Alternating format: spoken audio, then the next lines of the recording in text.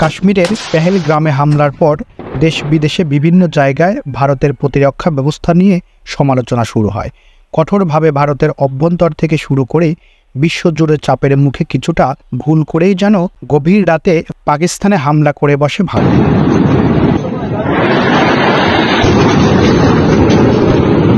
যার খেসারত কড়ায় গণ্ডায় দিতে হচ্ছে ভারতকে। পাকিস্তানে হামলার পরপরই ভারতের 5টি যুদ্ধবিমান, 1টি ড্রোন এবং 1টি সামরিক হেলিকপ্টার ভূপতিত করার খবর জানায় পাকিস্তান, যাতে প্রমাণ হয় ভারতের বিমান বাহিনীর সক্ষমতা শুধু সিনেমায় দেখানো হয়, তবে যুদ্ধক্ষেত্র দৃশ্যপট একেবারেই ভিন্ন।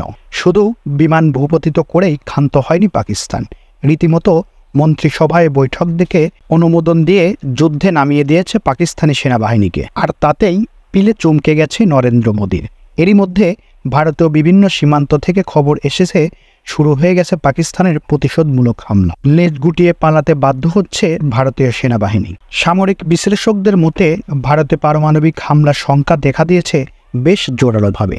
যদি এমনটি সত্যি হয়, তবে ভারতের কাপুরুষের মতো রাতের অন্ধকারে হামলার খেসারত দিতে হতে পারে বেসামরিক লোকজন থেকে শুরু করে পুরো মধ্যপ্রাচ্যকে।